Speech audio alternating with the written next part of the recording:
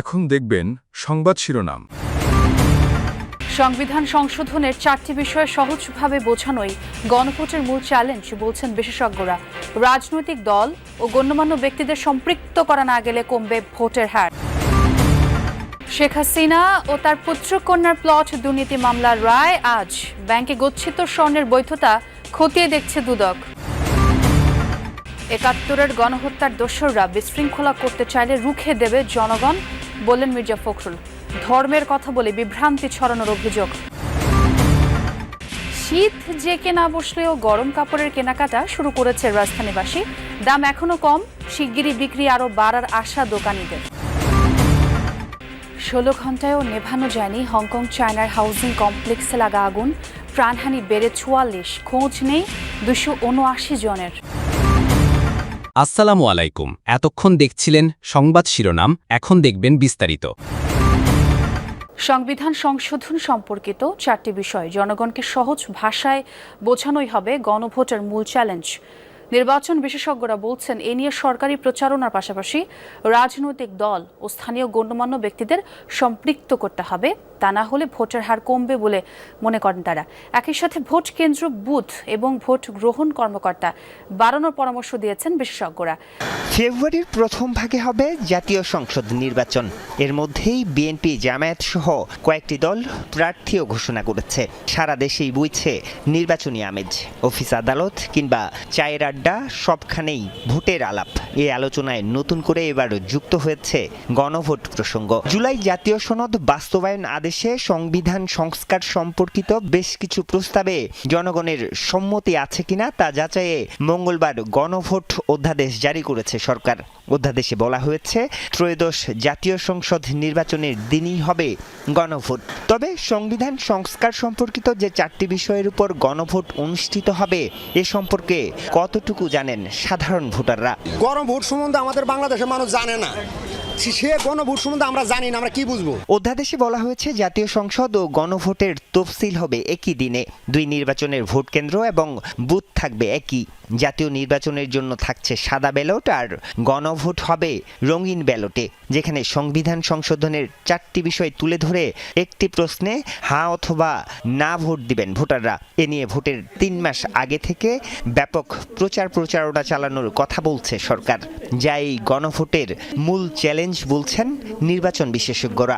আমরা কতটুকু পারবো সাধারণ মানুষকে রিচ করতে, এই প্রশ্নগুলো কতটুকু তারা বুঝতে পারবে, বুঝে ভোটটা দিবে, এটা একটা রয়ে গেছে। দ্বিতীয়ত হচ্ছে আরেকটা, মানুষ আসলে ভোটটা দিবে কিনা। সর্বস্তরের মানুষকে যদি ইনভলভ করা যায় এই প্রচারণায়, তাহলে কিছুটা হয়তো কাজ হতে পারে। পূর্বাঞ্চলে প্লট বরাদ্দ অনিয়মের অভিযোগে দুদকের করা পৃথক 3 মামলায় শেখ হাসিনা, জয় ও পুতুলের বিরুদ্ধে রায় ঘোষণা হবে আজ। ঢাকার বিশেষ জজ আদালত 5-এর বিচারক মোহাম্মদ আবদুল্লাহ আল মামুন এ রায় ঘোষণা করবেন। 3 মামলায় শেখ হাসিনা, তার পরিবার সহ আসামি করা হয় 47 জনকে।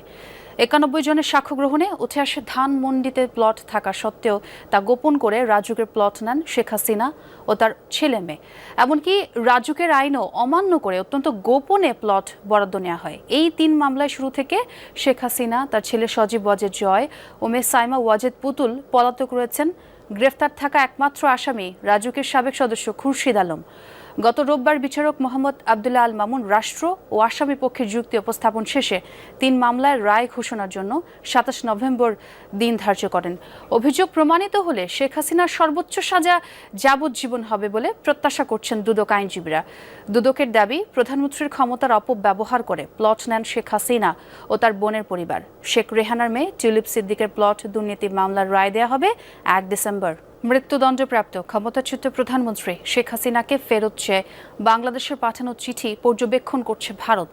বুধবার নয়াদিল্লিতে নিয়মিত প্রেস ব্রিফিংয়ে ভারতের পররাষ্ট্র মন্ত্রণালয়ের মুখপাত্র রণধীর জয়সওয়াল এই মন্তব্য করেন।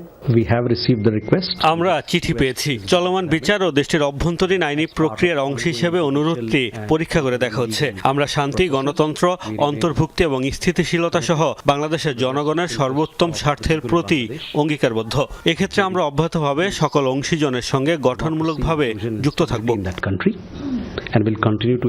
স্বাধীনতা যুদ্ধের সময় গণহত্যার দোসররা এখন একই কাজ করতে চাইলে তা রুখে দেবে জনগণ, এই হুঁশিয়ারি দিয়েছেন বিএনপি মহাসচিব মির্জা ফখরুল ইসলাম আলমগীর। গতকাল সন্ধ্যায় দিনাজপুরের ছিরির বন্দরে এক পথসভায় একথা বলেন তিনি। একই দিনে গণভোট আর জাতীয় নির্বাচন হলে জেনোসাইড হবে বলে সম্প্রতি জামায়াত আমিরে দেয়া বক্তব্যের প্রতিক্রিয়ায় এই কথাই বলেন তিনি। মির্জা ফখরুল বলেন, একটি দল ধর্মের কথা বলে জনগণকে বিভ্রান্ত করতে চায়, এটি ঠিক নয়। মুসলিমরা তাদের কথা বিশ্বাস করে না। আগামী নির্বাচনে দিনাজপুর সদর আসন থেকে খালেদা জিয়া নির্বাচন করবেন জানিয়ে ফখরুল বলেন, দলের প্রধান এক প্রকার নির্বাচিত হয়েই গেছেন। তার সাথে দিনাজপুর 4 সহ আশপাশের আসনের মনোনীতরা সবাই ভাগ্যবান।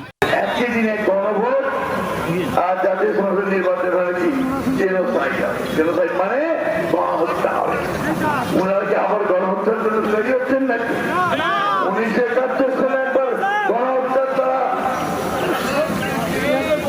হয়েছিলেন, সাজেক ছিলেন। আজকে সেই গণহত্যার কোনো সুযোগ নাই। নভেম্বরের শেষ ভাগেও খুব একটা শীত পড়েনি রাজধানীতে, তবে তাতে থেমে নেই গরম কাপড়ের কেনাকাটা। ঠান্ডা থেকে মুক্তি পেতে যার যার সামর্থ্য অনুযায়ী উষ্ণ কাপড় কেনা শুরু করে দিয়েছে নগরবাসী। দোকানিরা বলছেন, দাম এখনো কম, শীত বাড়লে বাড়বে বিক্রিও।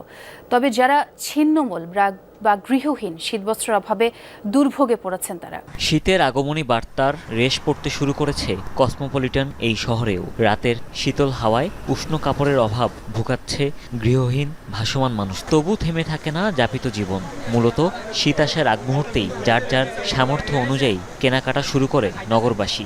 আর শীত মোকাবেলার প্রস্তুতিতে সবার আগেই মাথায় আসে পরিবারের ছোট্ট শিশুদের উষ্ণতা ও শীতকালীন রোগবালাই থেকে মুক্তির চিন্তা। এখনও শীত পুরোপুরি জেঁকে বসেনি, তাই বেচা বিক্রিও সপ্তাহের ব্যবধানে উঠানামা করছে। তবে ব্যবসায়ীদের সংগ্রহে নতুন সংযোজন তীব্র শীতের দেশের ডাউন জ্যাকেট ও স্নো প্যান্টস। প্রবাসী বাঙালি শিক্ষার্থীদের পাশাপাশি ভ্রমণ পিপাসুরাই এই ভারী শীতবস্ত্রের ক্রেতা। দীর্ঘ 16 ঘন্টা পরও জ্বলছে হংকং চায়নার হাউজিং কমপ্লেক্সে লাগা আগুন। 8টি ভবনের মধ্যে নিয়ন্ত্রণে এসেছে মাত্র 4টির আগুন। প্রাণহানি বেড়ে দাঁড়িয়েছে 44 জনে। এখনও হদিস মেলেনি কমপক্ষে 279 জনের। দেশটির 8 দশকের ইতিহাসে সবচেয়ে ভয়াবহ অগ্নিকাণ্ডের ঘটনা এটি। 700-এরও বেশি ফায়ার সার্ভিসের কর্মী মোতায়েন করেও আগুন নেভানো যাচ্ছে না। দায়িত্বে অবহেলার কারণে এখন পর্যন্ত আটক করা হয়েছে 3 জনকে। জানা যায়নি আগুন লাগার কারণ। ধারণা করা হচ্ছে সংস্কারের জন্য কমপ্লেক্সটির চারপাশে বাঁশ থাকায় আগুন দ্রুতই ছড়িয়ে পড়ে। হংকং চায়নার উত্তরাঞ্চলীয় হাউজিং কমপ্লেক্সটিতে মোট 8টি ব্লকে প্রায় 2000-এর মতো অ্যাপার্টমেন্ট রয়েছে, যেখানে বয়স্কদের বসবাসী বেশি। অগ্নিকাণ্ডের এই ঘটনায় শোক জানিয়েছেন চীনের প্রেসিডেন্ট শি জিনপিং। বিভিন্ন দলের প্রার্থীদের প্রচারণায় মুখর যশোর 1 আসন। দীর্ঘ সময় ধরে হাতছাড়া আসনটি নিজেদের করে নিতে চায় বিএনপি। সুষ্ঠু নির্বাচন হলে জয়ের আশাই করছেন এনসিপির মনোনয়ন প্রত্যাশী। পিছিয়ে নেই জামায়াতও। ভোটাররা চান এমন জনপ্রতিনিধি যার হাত ধরেই ত্বরান্বিত হবে শাসার উন্নয়ন। শহর থেকে গ্রাম সবখানেই এখন নির্বাচনী আমেজ। গণসংযোগ, লিফলেট বিতরণ ও সভা সমাবেশে দিন কাটছে বিভিন্ন দলের মনোনীত প্রার্থীদের। ভোটের হাওয়া বইছে যশোর 1 আসনেও। শার্শা উপজেলা নিয়ে গঠিত আসনের প্রতিটি অলিগলি ছেয়ে গেছে ব্যানার ফেস্টুনে। কর্মী সমর্থকদের নিয়ে দিনরাত নির্বাচনী এলাকা চষে বেড়াচ্ছেন প্রার্থীরা।